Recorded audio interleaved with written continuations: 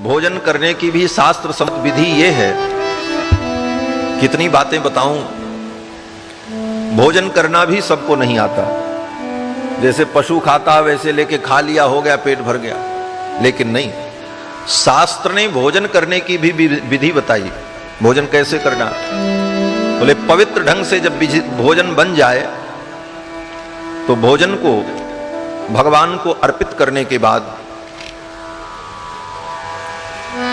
भोजन को प्रणाम करो और प्रणाम करते समय मंत्र बोलो, नित्यम अस्तु एतत्, यही इतना मंत्र है।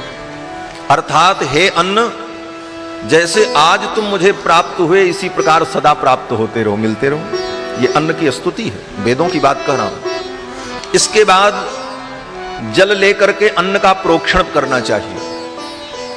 अन्न का प्रोक्षण करने के बाद, भोजन का प्रोक्षण करने के बाद उस अन्न में से 3 आहुतियां निकालकर जमीन पर अपने दाहिने तरफ पूर्व क्रम से रखना चाहिए। ओम भूपतये स्वाहा, भुवनपतये स्वाहा, भूतानां पतये स्वाहा। इसके बाद चौथी बार आहुति लेकर के ओम विष्णवे स्वाहा। इतना करने के बाद फिर हाथ में जल लेना चाहिए। जल लेकर के आचमन करना चाहिए। ओम अमृतोपस्तरणमसि स्वाहा। थोड़ा सा जल लेकर के मंत्र बोलकर ओम अमृतोपस्तरणमसि, ये जल हमारे पेट में जाकर के अमृत का उपस्तरण बन जाए, अर्थात अमृत का बिस्तर बन जाए। क्यों बोले, उस बिस्तर पर यज्ञ नारायण भगवान को रखना है, अन्न देवता को रखना है। तो उस जल को पीने के बाद तब जो है भोजन करना शुरू कर। 5 कवल करी जेवन लागे, पहले 5 कवर खाया, जो आहुति अभी हमने बताई, इसके बाद भोजन करना शुरू किया।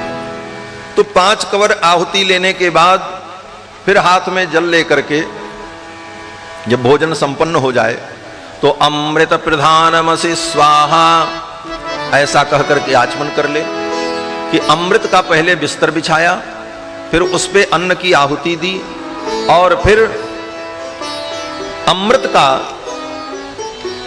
आवाहन करके अमृत का ढक्कन लगा दिया उस भोजन के ऊपर। अर्थात अमृत से संपुटित जब आप भोजन करेंगे तो वो भोजन आपको दीर्घायु प्रदान करेगा। ये भोजन की विधि है। तो भोजन करना भी यज्ञ है।